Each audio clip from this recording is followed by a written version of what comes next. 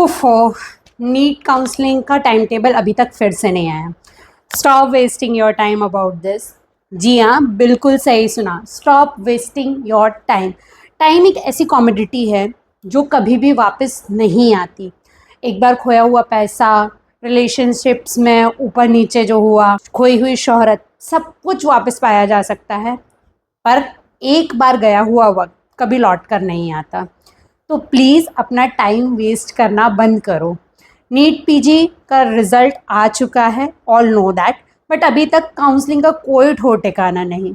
Netflix पे chill कर लिया, बहुत सारा स्क्रॉल कर लिया, ट्रिप व्रिप अगर एग्ज़ाम के बाद में मारनी थी वो भी हो चुकी है। अब क्या कर रहे हो?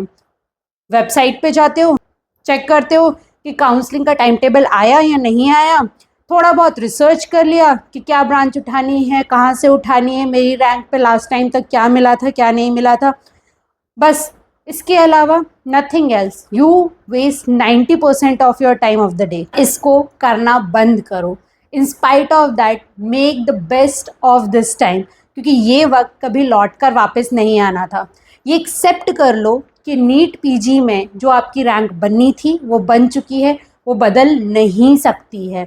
जैसे कि कई ब्रेकअप्स के बाद होता है ना, कहते हैं you cry a lot, now you wake up and just dear move on. तो ये मूव ऑन करने का टाइम है। ये वीडियो उन लोगों के लिए बिल्कुल भी नहीं है जो इस बार सीट नहीं उठाने वाले या वो उनको एक और ट्राई देना है। ये उन लोगों के लिए है जिन्होंने इस साल सीट उठानी है, बिकॉज ऑफ ड्रॉप्स हो चुके हैं या बहुत अच्छी रैंक बनी है।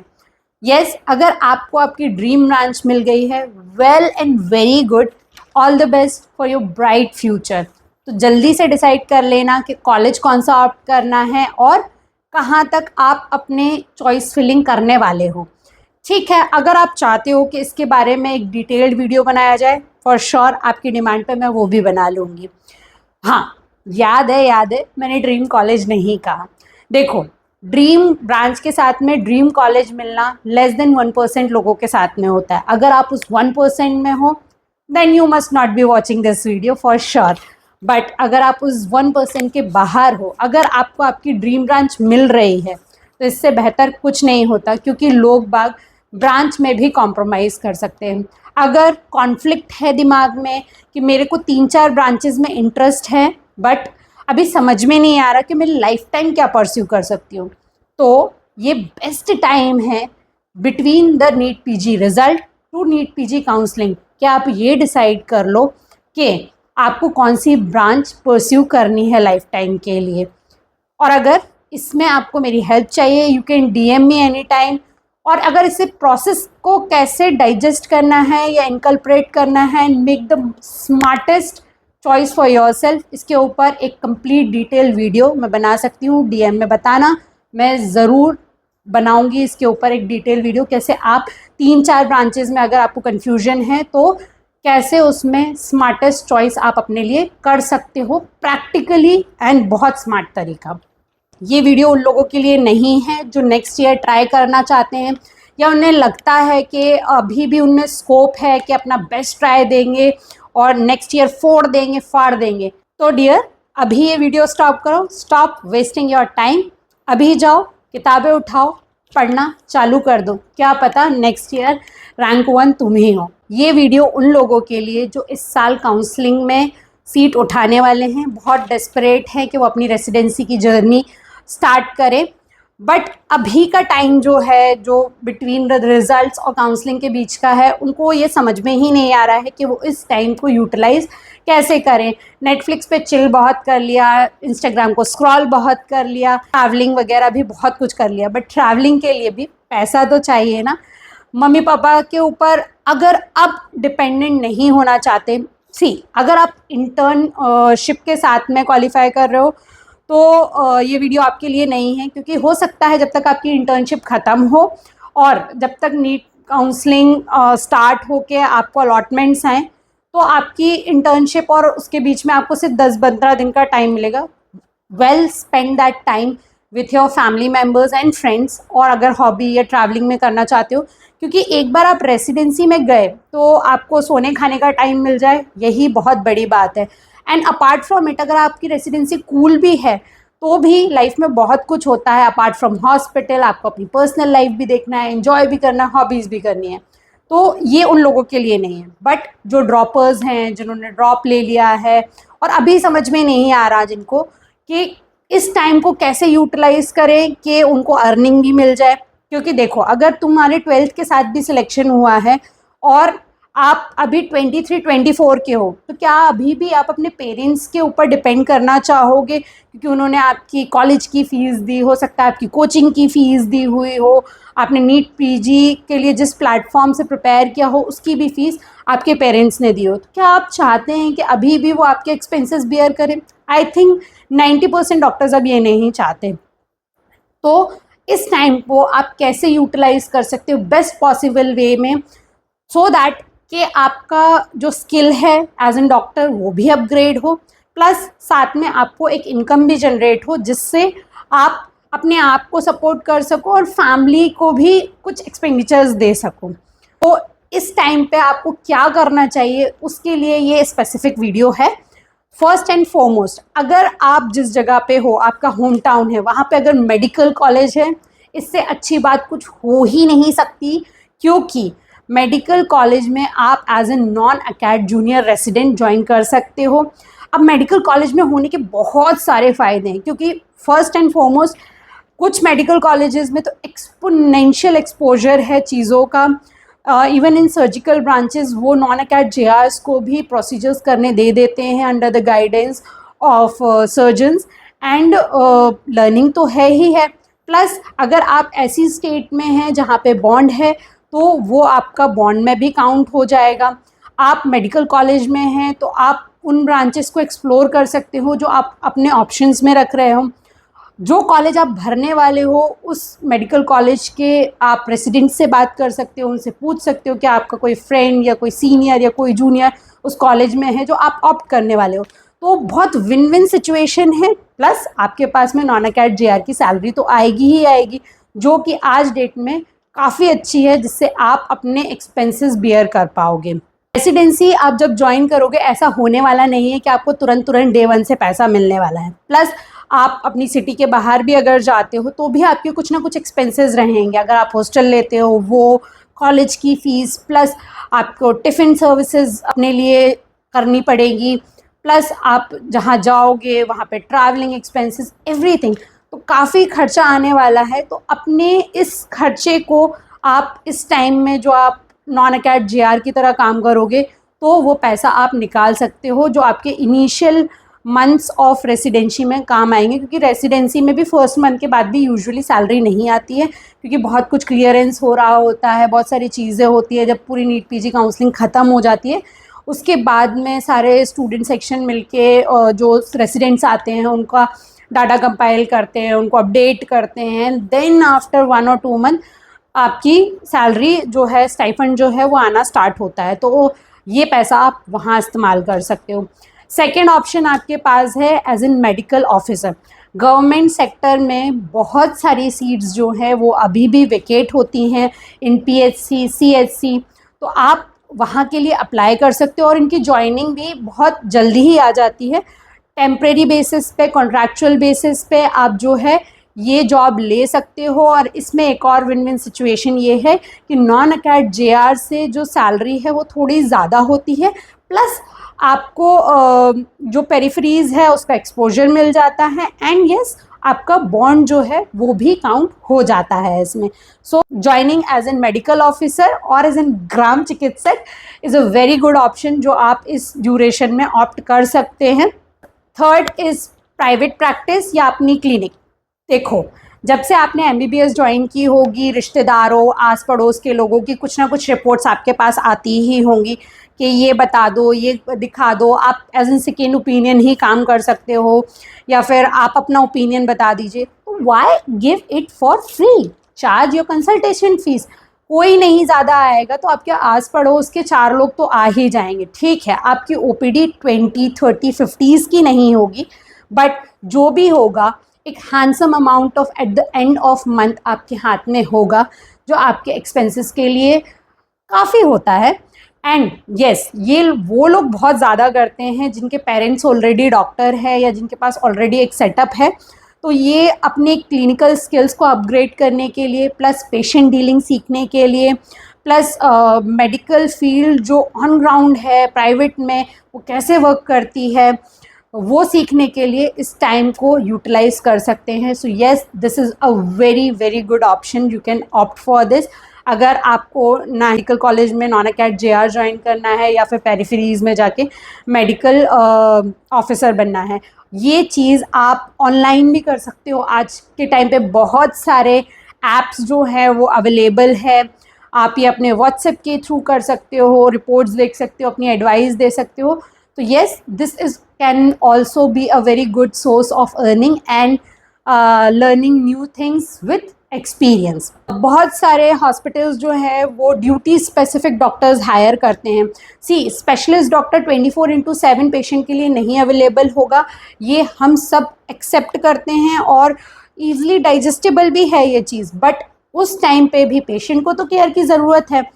तो कई हॉस्पिटल में ये माल प्रैक्टिस है कि वो BAMS BHMS लोगों को हायर कर लेते हैं at a very low cost. तो वो भी जो है एलोपैथिक का काम सीखते हैं, क्रिटिकल पेशेंट मैनेज ICU में करना सीखते हैं. तो व्हाई नॉट यू?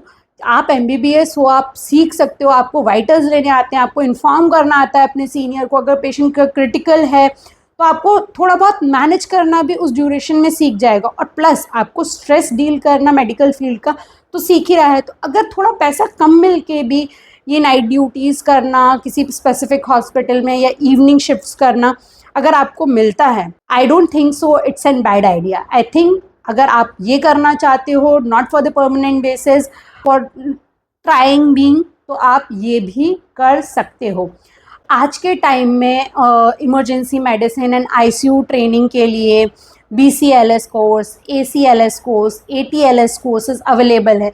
और ये बहुत शॉर्ट टर्म कोर्सेज होते हैं, काफ़ी अच्छे होते हैं, लाइफ सेविंग प्रोसीजर्स आपको सिखा देते हैं. तो आप ये ज्वाइन करके ये सीख सकते हो. That is also going to upgrade your skill as an doctor. Sonography एक बहुत इम्पॉर्टेंट पार्ट प्ले करती है आज की मेडिकल फील्ड में. तो अगर आप इंटरेस्टेड हैं तो आप सोनोग्राफी के शॉर्ट कोर्सेज होते हैं, 15 डेज़, 1 मंथ, 2 मंथ. तो इस ड्यूरेशन में आप वो भी कर सकते हैं और अपने स्किल अपग्रेड कर सकते हैं. शॉर्ट टर्म फेलोशिप एक बहुत अच्छा ऑप्शन है इस ड्यूरेशन के लिए. इंडिया में माल प्रैक्टिसेस की मेडिकल फील्ड में कोई कमी नहीं है, हम और आप जानते हैं. आई थिंक आप सभी ने एक वो वीडियो देखा होगा जिसमें एक आदमी फ्लेक्स कर रहा था, ये हमारी मामी जी हैं और ये जब भी सेक्शन करती हैं तब लड़का ही होता है. It was from somewhere in Bihar. तो आप देखिए, वो लेडी MBBS भी नहीं थी, still she was performing a surgery handling 2 lives. तो आप तो भाई MBBS हो ना, आपने अपने 4-5 साल बहुत मेहनत की है, सारे चीज़ें पढ़ी हैं, anatomy, physiology, biochemistry to medicine and surgery. तो आप कोई ना कोई काम तो कर सकते हो फॉर श्योर, उनसे बेहतर कर सकते हो. इस चीज़ का कॉन्फिडेंस आपको अपने आप में जगाना पड़ेगा और इसके लिए आप शॉर्ट टर्म फेलोशिप्स कर ले तो कोई बुराई नहीं. हम सभी को पता है India is an diabetic capital. तो आजकल फेलोशिप इन डायबिटोलॉजी भी अवेलेबल है जो कि बहुत शॉर्ट टर्म होती है बट बहुत बेनिफिशियल होती है. और मेट्रो सिटीज़ में डायबिटोलॉजी कंसल्टेंसी के लिए 500 रुपीज़ पर कंसल्टेंसी के चार्जेस होते हैं. So you can go ahead for that. उसके साथ में आप कॉस्मेटोलॉजी के कोर्सेज कर सकते हैं जो आज की डेट में 12th पास लोग भी कर रहे हैं. अगर आपको एकेडमिक्स में बहुत ज़्यादा इंटरेस्ट है, PSM में इंटरेस्ट है, क्योंकि रेसिडेंसी में आपको थीसिस बनानी पड़ेगी फॉर श्योर. तो उस ड्यूरेशन के लिए आपको जो एक मेंटली प्रिपेयर करेगा, तो आप रिसर्च मैथडोलॉजी एंड स्टैटिस्टिक्स इनके बारे में सीख सकते हैं. और इनमें भी शॉर्ट टर्म्स वर्कशॉप CMEs होते रहते हैं जो कि आपको आपके थीसिस, पेपर पब्लिकेशन उस टाइम पे काफ़ी ज़्यादा हेल्प करेगा. सो ये भी एक बहुत अच्छा ऑप्शन है. जैसे कि मैंने पहले ही कहा था कि अगर आप ड्रॉप ले रहे हो, stop wasting your time, give your best shot, revision करना स्टार्ट करो, ग्रैंड टेस्ट लगाना स्टार्ट करो और उन सब्जेक्ट्स को स्ट्रॉन्ग करो जो आपके लास्ट टाइम वीक रह रहे थे. अगर आप चाहते हो तो INICT के लिए भी अभी भी अपनी प्रिपरेशन स्टॉप नहीं करके उसको कंटिन्यू करके INI सीट दे सकते हो और एम्स जैसे सेंट्रल इंस्टीट्यूट में अपनी रेसिडेंसी परस्यू कर सकते हो, तो ये भी एक ऑप्शन है।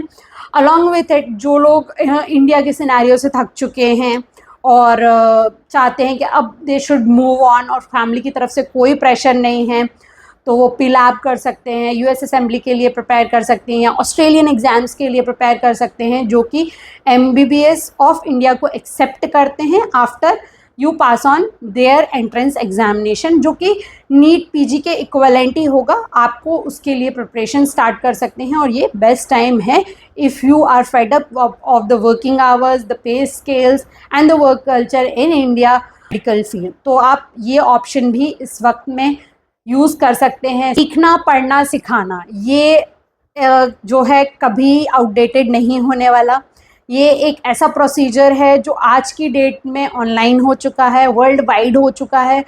तो आप किसी भी टॉपिक में अगर आप एक्सपर्टीज़ हैं, आज की डेट में 27 लाख 30 लाख लोग नीट UG का जो है फॉर्म भरते हैं, तो कितने एस्पिरेंट्स हैं जिनको आप गाइड कर सकते हो। तो आप UG के बच्चों को पढ़ा सकते हो, बायोलॉजी का कोई टॉपिक पढ़ा सकते हो, जेनेटिक्स पढ़ा सकते हो, जो भी 11th-12th के करिकुलम में है, that is going to help them.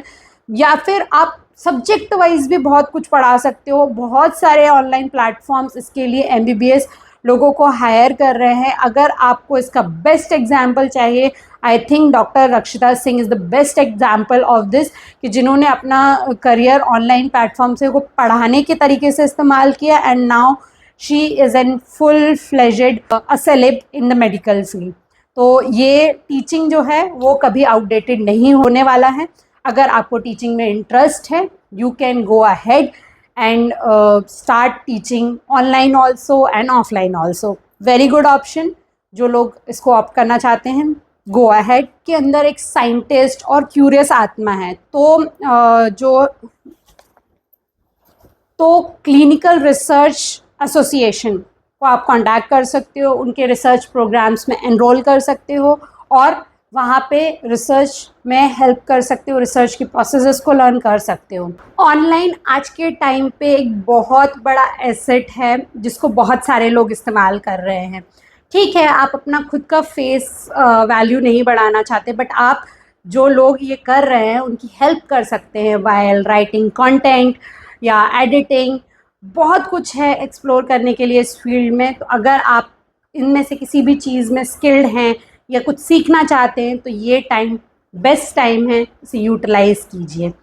और अगर ना आपको पैसे का मोह है, ना ही आपको टाइम का ऐसा है कि मुझे मेडिकल यूज़ में जाना है, you want for the society, yes doctors do work for the society, but as an NGO तो आप किसी भी NGO को हेल्पिंग हैंड दे सकते हैं, क्योंकि बहुत सारे NGOs जो हैं वो डॉक्टर्स को हायर करते हैं और उनकी हेल्प लेते हैं। तो you can devote your time in the NGOs whichever is available in your locality.